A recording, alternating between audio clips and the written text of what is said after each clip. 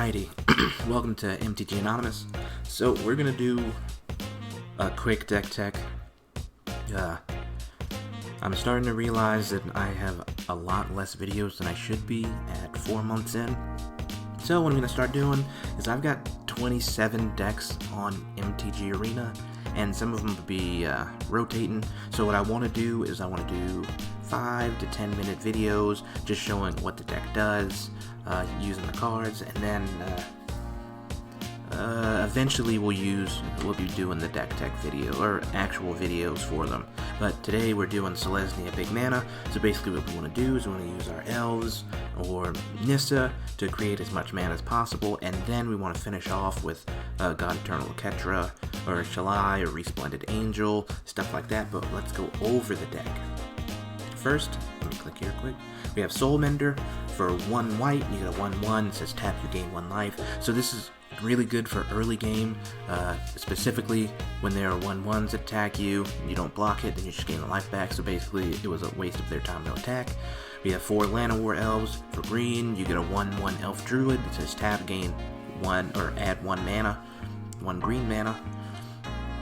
Then we have Druid of Cowl. It's a 1/3 for 1 and a green. It also says add 1 green mana. So the only thing that's better about them than Llanowar Elves is they don't die to shocks, they die to lightning strikes, but then that's also 2 mana that your opponent has to use to kill them. Incubation Druid for 1 and a green. You get a 0/2 Elf Druid. It says add 1 mana of any type that a land you control could produce. If it has a +1/+1 counter on it, then add 3 mana of that type instead. And then also you can get for paying 3 green and a green, you adapt 3. That's really good. And then that stipulation that says +1/+1 counter actually helps us because there are certain cards in this deck that give +1/+1 counters, and then we don't have to spend that 5 mana. Paradise Druid for 1 a green. For 1 and a green, it's a 2/1 Elf Druid. It says Paradise Druid has hexproof as long as it's untapped, and then add 1 mana of any color when you tap. So this is good because if you need an attacker, you have 2/1 if your opponent's empty, but also it has hexproof, so they can't interrupt it. They can make you sacrifice it, of course, but they can't interrupt it until after you've used it for mana, which is pretty good. Gesticular's Portal, I don't know how to say that word. Someone in the comments will mention it to me. For 1 of the green, it's an instance. It's exile target creature you control, then return that card to the battlefield under its owner's control. It gains first strike until end of turn.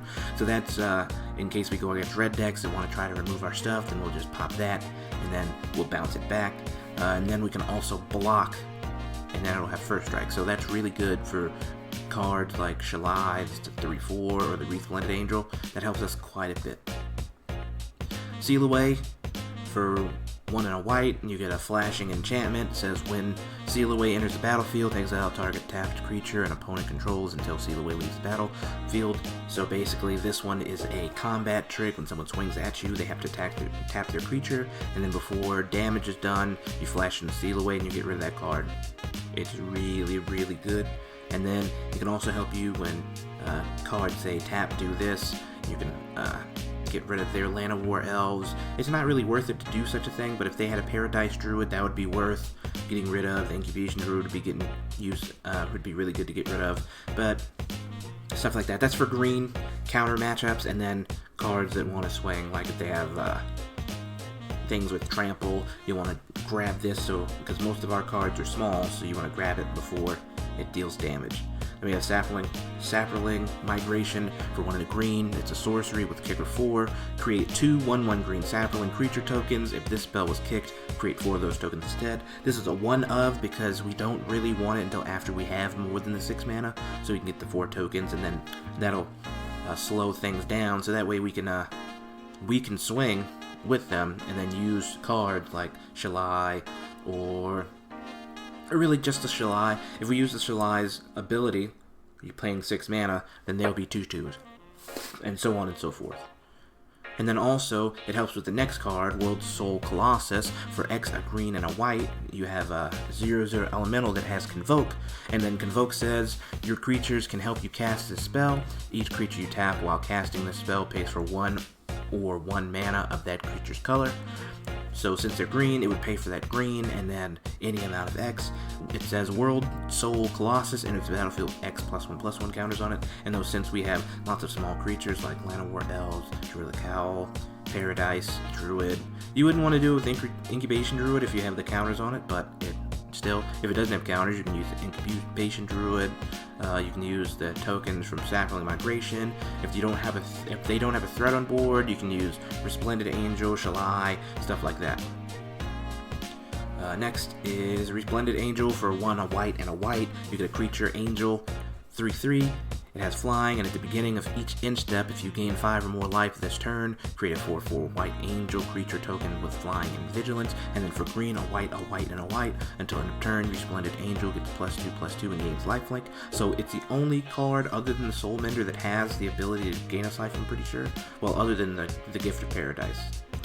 But basically what we want is we want to give it the lifelink using its ability, because we can get to 6 really easily with this deck. Get to the 6 mana, swing, we gain 5 life, and then we get the 4/4 Angel. It's pretty good. Morrowind the Nurturer.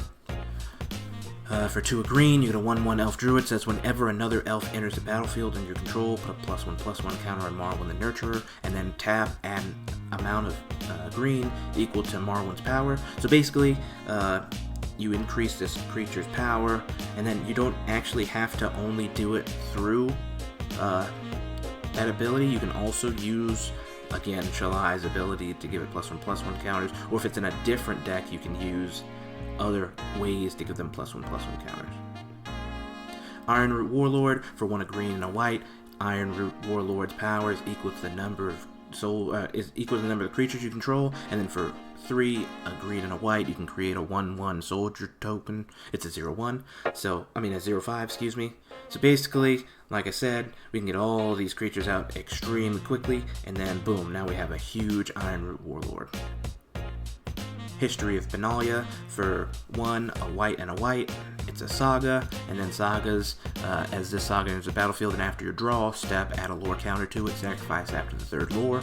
For the 1st and 2nd lore, you create a 2/2 white knight creature token with vigilance, and if you don't know, vigilance says attacking doesn't cause a creature with vigilance to tap. And then for the 3rd verse, knights you control get +2/+1 until end of turn. It's really good just for the 2 creatures, and then it'll give us a 4/3 swinger on its 3rd. So, yeah, that's his knights, and then that's the only card that we have that does knights, I'm pretty sure. So, it really just helps itself, but all we really want are the 2 creatures, or the 2 tokens from it, because it's a lot harder to find ways to make tokens for that cheap.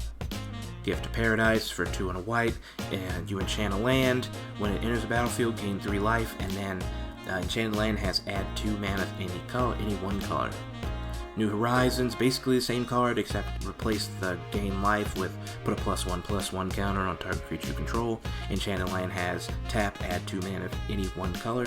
So for New Horizons, when you use that, when it enters the battlefield and you put the +1/+1 counter, hopefully you have the Incubation Druid, because then now, once you place that, you have 3 mana you can use to tap.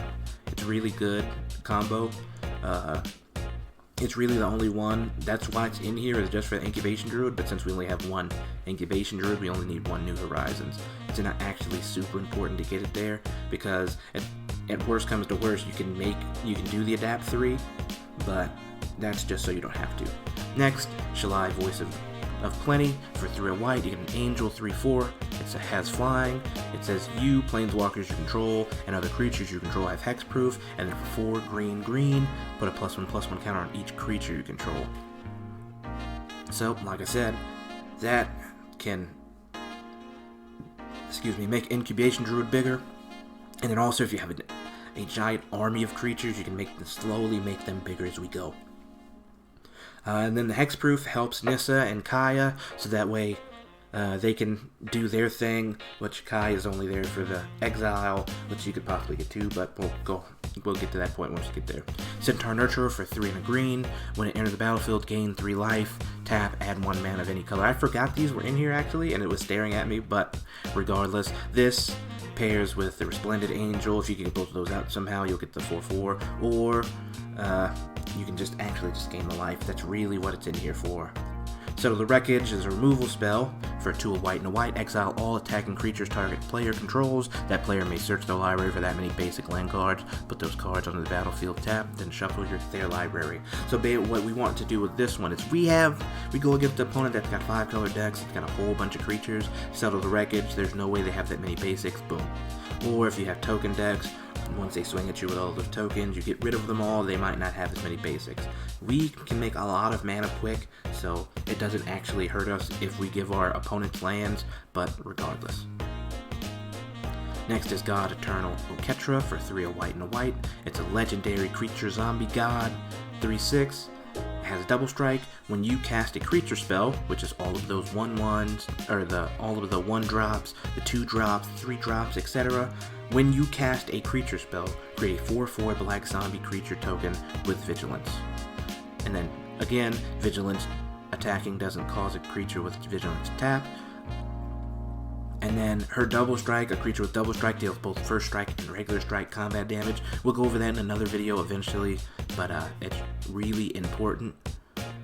Because if you start giving her +1/+1 counters with Shalai, or if you have the New Horizons give her the +1/+1 counter, then it makes everything extremely good. And then it says when God Eternal Oketra dies or is put into exile from the battlefield, you may put it on top of its owner's library, 3rd from the top. And so then that one, when we put it 3rd from the top, no, we don't have any draw spells, but 3 turns after this dies, or if somehow we kill it on accident, or exile it, then we can get it back, and then we start the shenanigans all over again. 5 mana is extremely easy to get to, depending on how well we do early game. Next is Nissa, who shakes the world for 3 a green and a green. We all know what it does, but I'm going to go over it anyway. It has 5 loyalty. It's a Nissa Planeswalker. First, static ability says whenever you tap a forest for mana, add an additional green. And then +1, put 3 +1/+1 counters on up to 1 target non-creature land you control. Untap it, it becomes a 0/0 elemental with Vigilance and Haste. That's still a land. And then for Vigilance, attacking doesn't cause a creature with Vigilance to tap. And then Haste, a creature with Haste can attack and tap as soon as it comes under your control. So basically, you play the land this turn, you make it into a creature. If it wasn't for Haste, then you wouldn't be able to use it. And then for -8, you get an emblem with lands you control have indestructible. Search your library for any number of forest cards, put them onto the battlefield tab, then shuffle your library. And then indestructible, effects that say destroy do not destroy permanent with indestructible, and if it's a creature, it cannot be destroyed by damage. That means lightning strikes, shocks, Cosmostronic Wave cannot destroy the land creatures.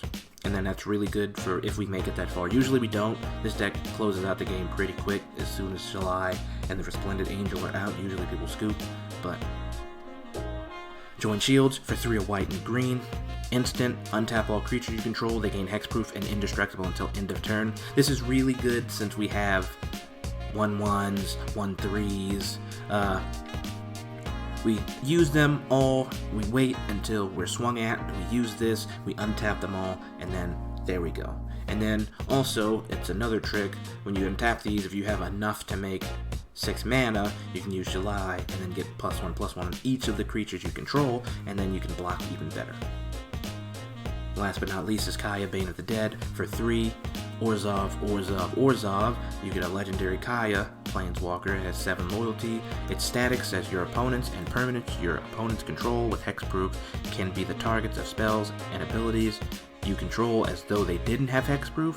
So this is really good for any Shalai matchups because since it gives other things hexproof, we can exile those creatures or destroy them, stuff like that.